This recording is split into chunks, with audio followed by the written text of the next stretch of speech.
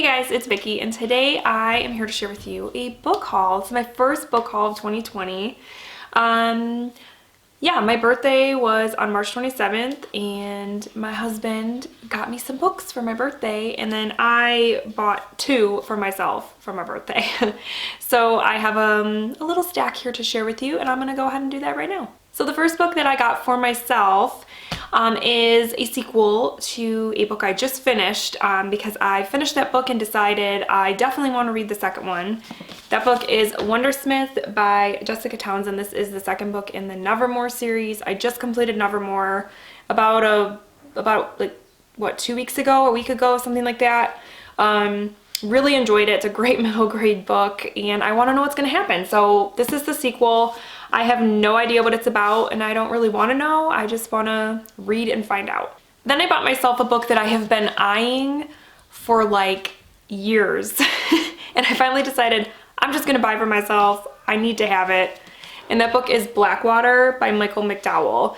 Now this is a bind up. Originally this whole story was told through 6 paperback novels, and the publisher decided to bind them all together. So it's like an 800-page story. But this one, people say, is like his greatest work, even more so than The Elementals, which to me, The Elementals is my favorite of his. But this one deals with this mysterious woman who comes to this small town in Alabama, and the people in the town are pretty sure that she is somehow connected to this kind of urban legend associated with this creature that lives in the river. And they believe that this girl, this woman, is that creature or something. Yeah, so it sounds really good, and I've heard it's amazing, and so I decided to finally just get it for myself. Okay, so the rest of the books are books that my husband got me for my birthday, and I gotta say, he did really well. He got some really good ones. The first one that he got me is When Darkness Loves Us by Elizabeth Engstrom, and this is a book I had on my wish list totally because of Alex from Hey Little Thrifter. She read this book a while back, and when she reviewed it on her channel, I immediately added it to my TBR because it just sounded really good. It's about, I remember her saying it's about a girl who, for one reason or another, she is like, seeks refuge in this cave, and there's like some sort of supernatural creatures or something in there with her. I don't typically like to read the backs of like books when I do hauls, but this one, it just seems to explain it better. So it says, Sally Ann and Martha, 2 women searching for love, finding terror. During a terrifying storm, a gentle childhood is destroyed by a twisted man who promises love but delivers nightmare. In the lightless depths of an underground labyrinth, unseen creatures lie in wait for an innocent traveler, cold skeletal hands stretched out in welcome. There is horror in darkness, horror made greater when darkness loves us. Ooh. So yeah, this sounds really great, and I'm excited to read it. Next, he got me one that I have been so kind of scared to read, but Bobby from Bobby Reads Too Much, her and I are going to be buddy reading this summer. I think in August we're planning on buddy reading it, so I'm kind of glad he got it for me. But yeah, this is one that I'm a little bit scared of, and that is Brother by Anya Alborn. And the reason I'm scared of this one is because I've heard it has a lot of body horror and a lot of gore, and I tend to like get really like freaked out by like blood and stuff. Yeah, I get real queasy. But I also am like fascinated by the premise, so it's like one of those things where I want to read it, but I'm scared. Because it deals with a family that's kind of like a Texas Chainsaw Massacre sort of deal, where they, together as a family, they abduct young women and kill them, and just, you know, for funsies. And there's a boy in the family, though, one of the sons, I believe his name is Michael. He's kind of the black sheep and doesn't want to do that. He doesn't want to be a serial killer, and kind of wants to break away from the family, but then, and then he meets a girl, which further, you know, is pushing him in the other direction, and his family isn't so keen on that. So yeah, this will be my second Anya Alborn book, and like I said, I'm excited for it, but I'm also a little scared. All right, the next book he got me is one that I'm so excited to add to my collection. It's an unread one by Hunter S. Thompson called Fear and Loathing in America.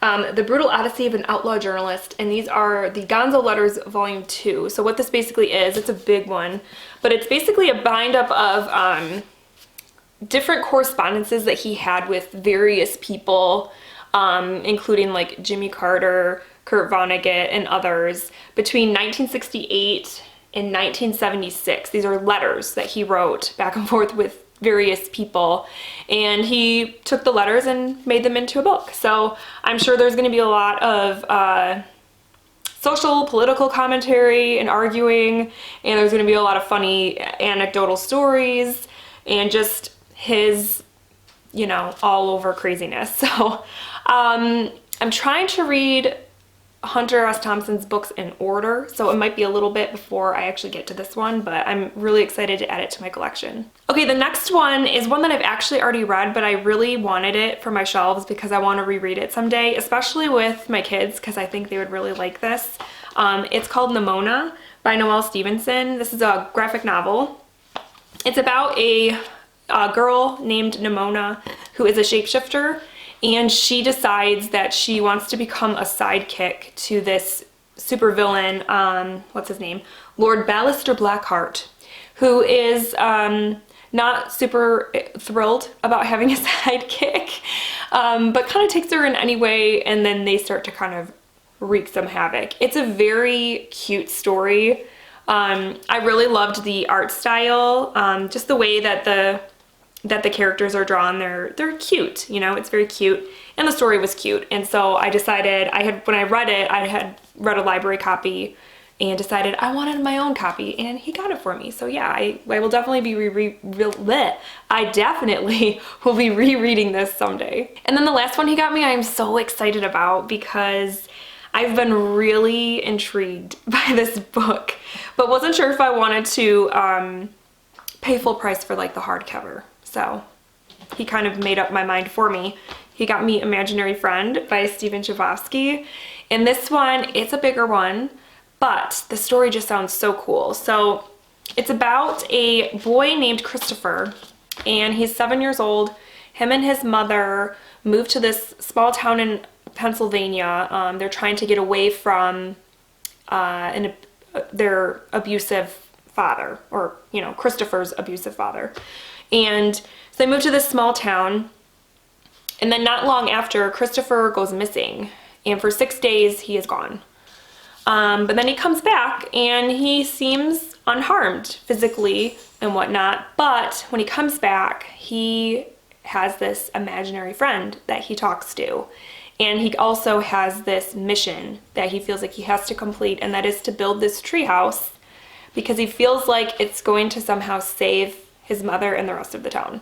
So it just has me really intrigued.